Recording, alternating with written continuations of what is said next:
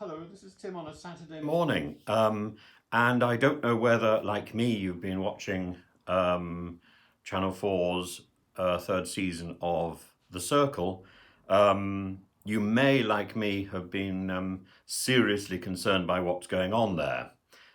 Maybe not. Maybe I'm peculiar in my worries. But I'm thinking, I've been thinking, or at least I was awake last night thinking about an experiment that took place in the 1960s, at the beginning of the 1960s, 1963, I think. It was done in America by a man called Stanley Milgram. And it involved taking students and persuading students for an experiment to appear to be torturing one another. And what he found was that 66% of the people who were involved in this experiment were prepared to seriously torture other people if they were told to do so. Now, there's a very interesting academic whose name is James Waller, I think, and he wrote a book called Becoming Evil. And in this, he draws a distinction between the evil and the torture and the death which was committed by Nazis during the Holocaust, and these 66% of people who were prepared to press the button. He says that the people in the Milgram experiment knew that it was not real, and the Nazis, in contrast, knew that their actions were leading directly to death. We know from the Nuremberg trials, and particularly from the trial which was contemporaneous to the Milgram experiments, the trial of Eichmann. Remember, Eichmann was taken from hiding in Argentina by Mossad, taken to Israel and put on trial, and then hanged on the 1st of June 1962. And his excuse was, I was simply following orders. This was not taken to be acceptable. Now, this experiment turns up very often in basic philosophy classes. I can remember teaching about this myself. But what's interesting is a few years ago, on a French television channel, I think it was called the Zone Extreme, there was a particular game played with contestants. It was called the Game of Death. And what they did was to recreate the Milgram experiment. And they had an actor who was the torture victim and doing a lot of screaming, and at one point fell completely silent. And still, the participants in this experiment were prepared to press the button. In fact, 82% of the ordinary people who were involved in this experiment on television were prepared to press the button. What is more disturbing is they were watched by a huge audience that was cheering them on. Now we come to the circle, which I think in future I'm going to call hashtag the vicious circle, or hashtag vicious circle. I think it's crossed a line.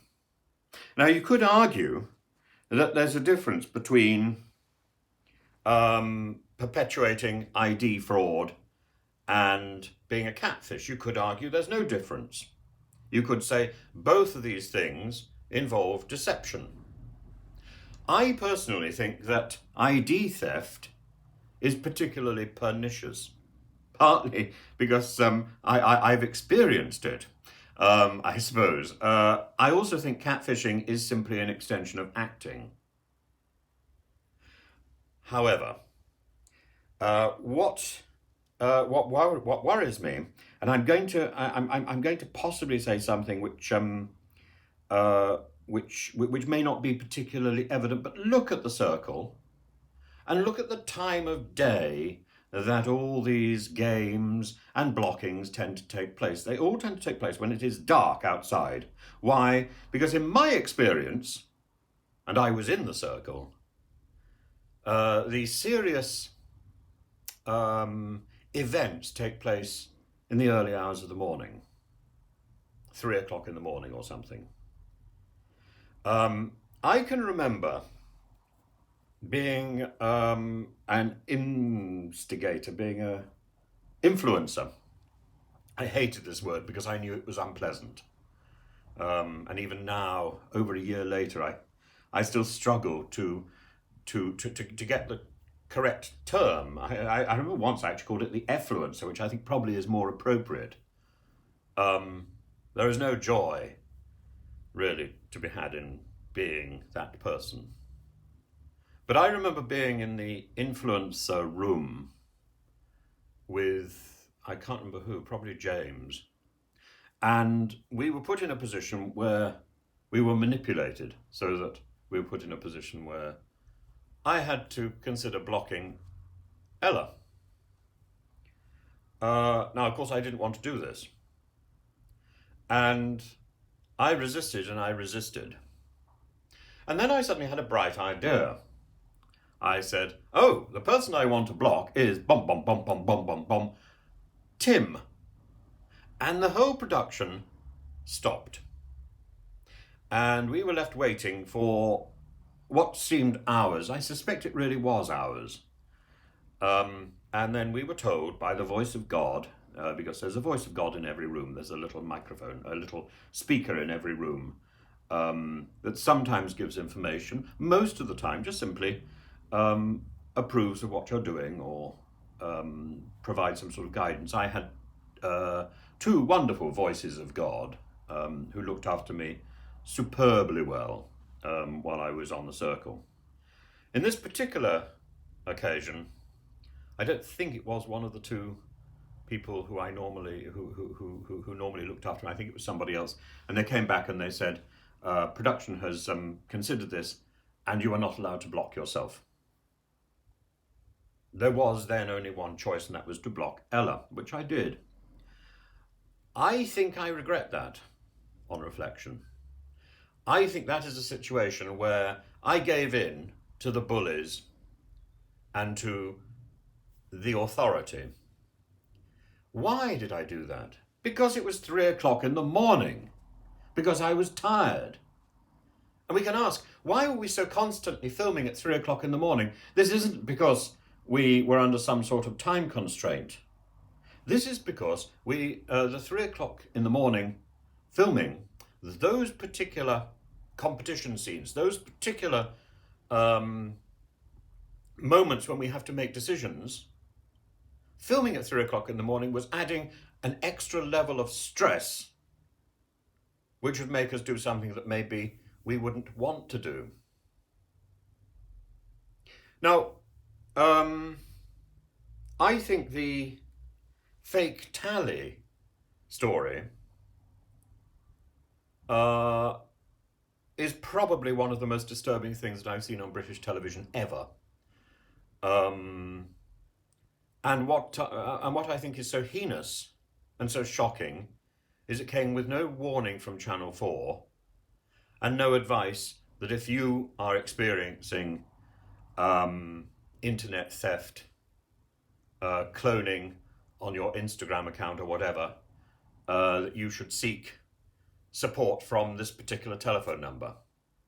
The least that the production company could have done here was to set up a helpline to support people who are victims of this sort of fraud.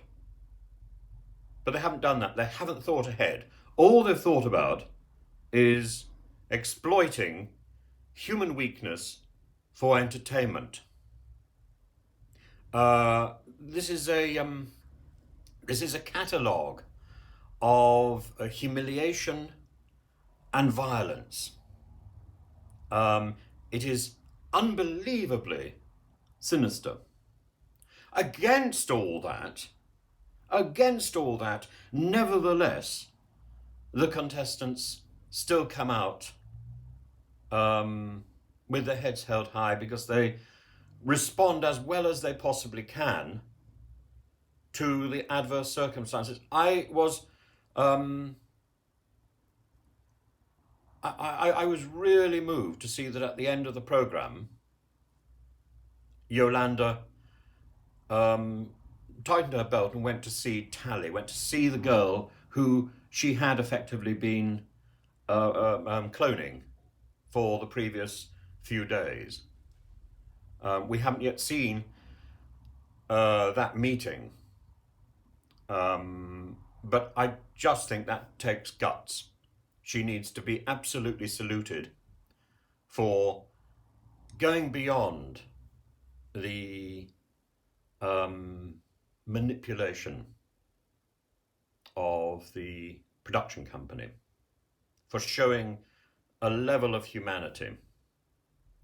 I don't know what other games and tricks this show has in store. I personally found the trick with Richard Madeley horrendous, and in fact is one reason I will not watch series 2 of The Circle. I will not watch myself, because I found that experience so unpleasant. And I found the manipulation by the production company so unpleasant. But why am I surprised? If they can do that, they can do anything.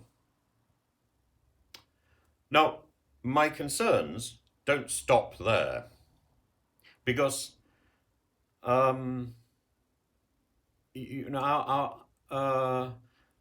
triggers that can be pressed by TV production are not limited to trash television.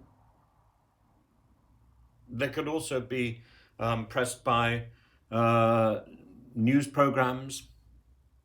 Current affairs are not exempt from criticism about this level of the abuse of ordinary people. Let's go back to Milgram, because Milgram says ordinary people can become agents in terrible destruction simply because they are responding to authority. So what we need to do, I think most importantly, and with so much urgency, is we need to look at somebody like Yolanda and celebrate the end of that program where she goes to see Tally. We need to think, we need to celebrate her courage. We need to celebrate the positives in that story. What worries me most is the part of that story which is going to remain etched on our mind is the fake Tally story.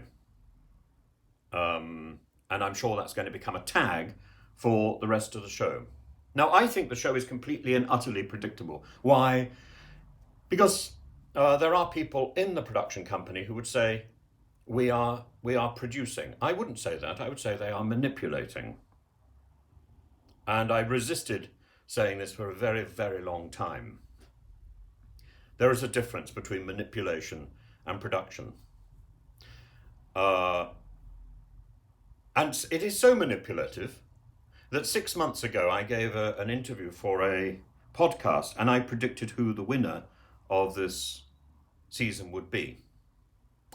I have not changed my prediction. The person who conforms to the winning image that I predicted is certainly not in the show at the moment. That doesn't change my prediction. Why do I think I'm right? Because I think this is a magic show. I don't think people really have a lot of choice.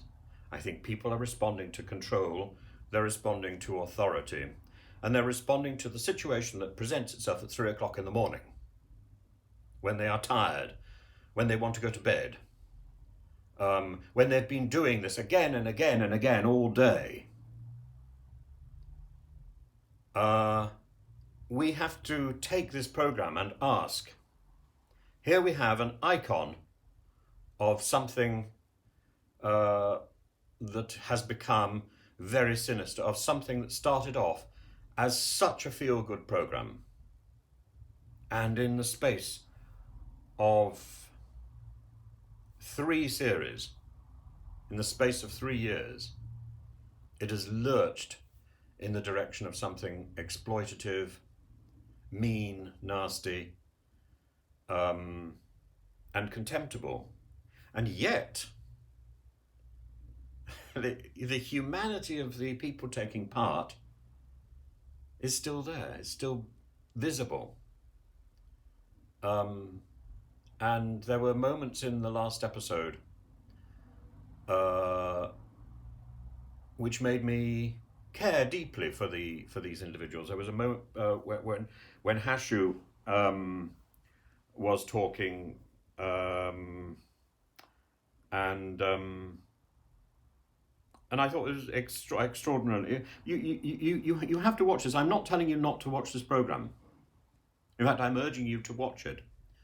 But I'm saying it's something that is much darker, that is much more worrying than it ever was before. And it's something that, frankly, if I had known that this was going in this direction, I would never have been part of.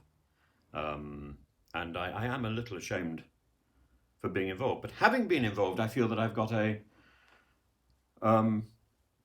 duty to speak out, and ideally also to protect those people who are in the show at the moment. These are unwitting subjects of a mean and potentially degrading machine.